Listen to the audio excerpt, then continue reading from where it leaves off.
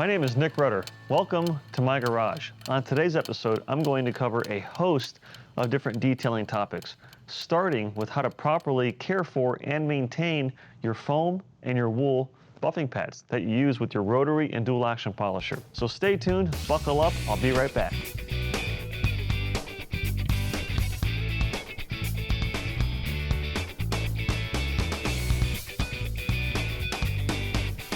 Welcome back.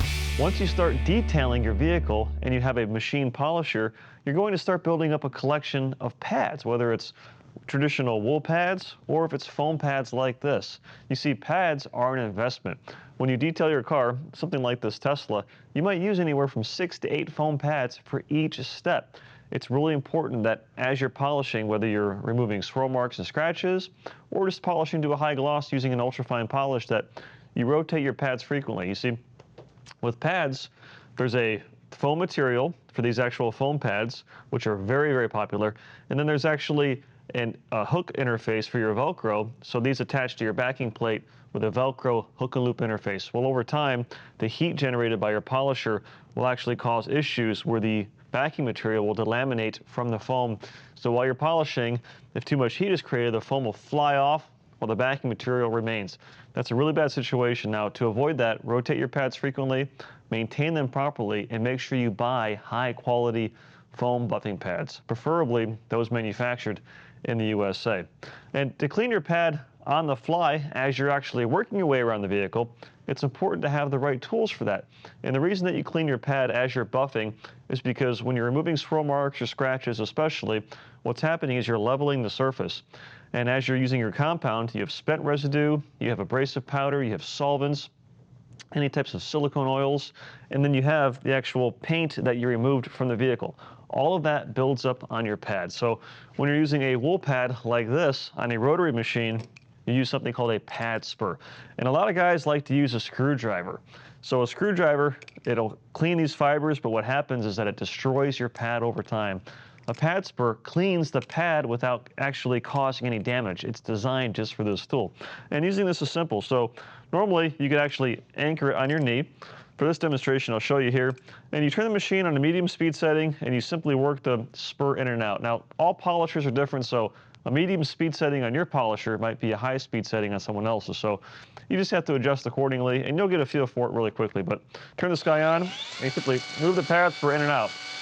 And it fluffs the fibers, it removes the spent residue, because if all these fibers are fluffed down, then it's not going to have the mechanical cutting ability.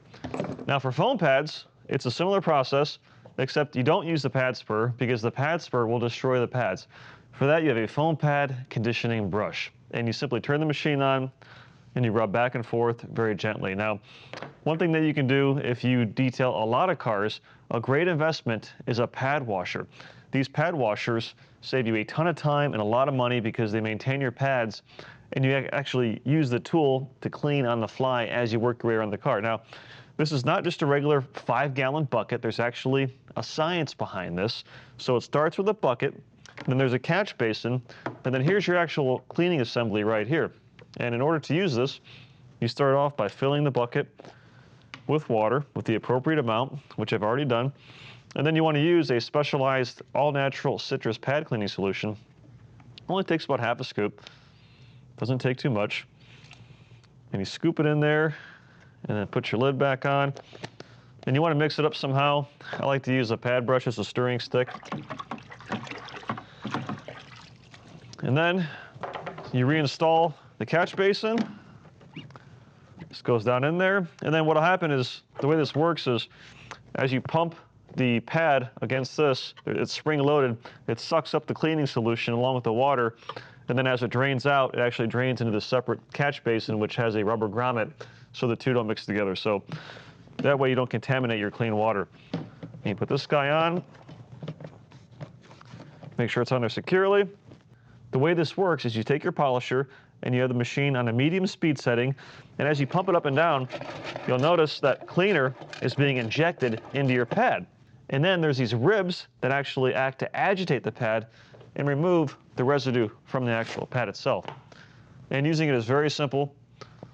Here I have an orange pad.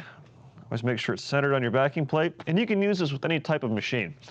So pump it up. Get enough cleaner in there. And then to avoid any splatter, it's best to do a low speed setting. And then you run the machine over those grooves a few times. And then lift the machine up.